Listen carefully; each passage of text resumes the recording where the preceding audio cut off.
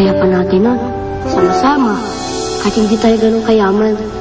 Pero bakit kailangan agad matapos nun? Wala na tayong magagawa. Ang mahalaga, nandito pa rin tayong dalawa. Kahit wala na si Nainay at saka si Itay. Basta, ipangako mo sa akin, ha? Hindi mo ko iiwan kahit anong mangyari. Talaga hindi naman talaga kita iiwanan. Ako magiging bodyguard mo. Val. Sorry, ah.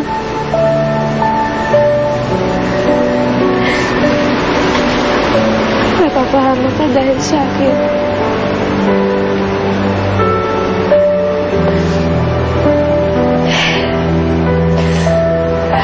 Napakabata mo pa.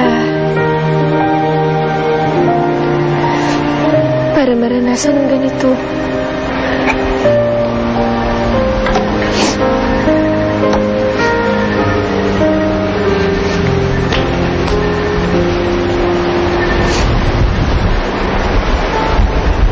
Jessa? Jessa, bakit ka lumuluha? Naawa kasi ako kay Val, eh.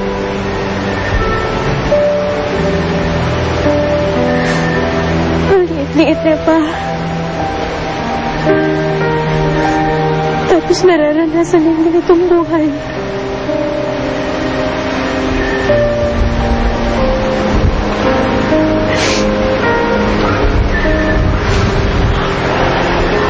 Nangako kay Inay at sa kay Tay.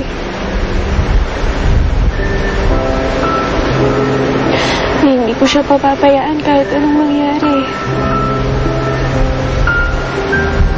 At ayokong liguin sila.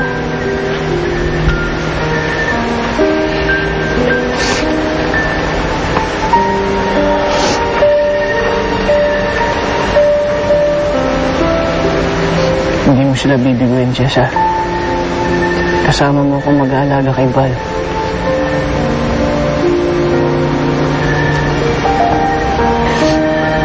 Wala na ako ng magulang.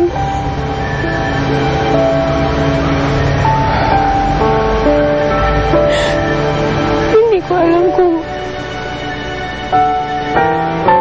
kaya ko malayo si Val sa akin. Siya na kasi natitira kong pamilya. Hindi ko pa hihintulutan na mangyari yun.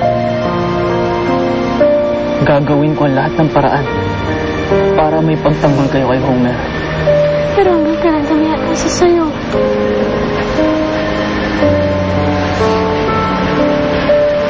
Gusto ko natigilan lahat ng pag-aalala.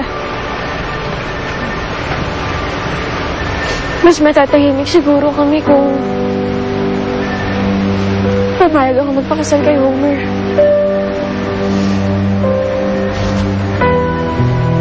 Jessa, hindi mo siya mahal. Pero yun na lang ang paraan.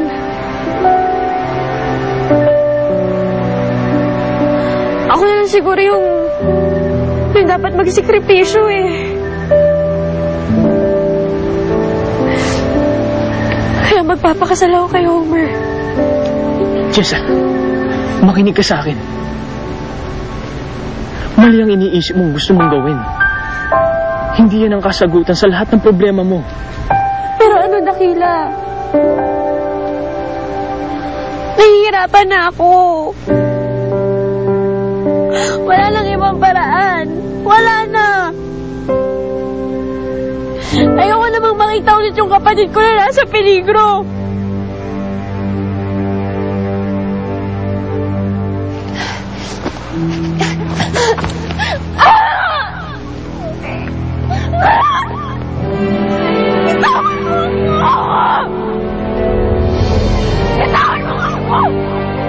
Hindi sana ako magiging masama kung sumunod ka lang sa gusto ko.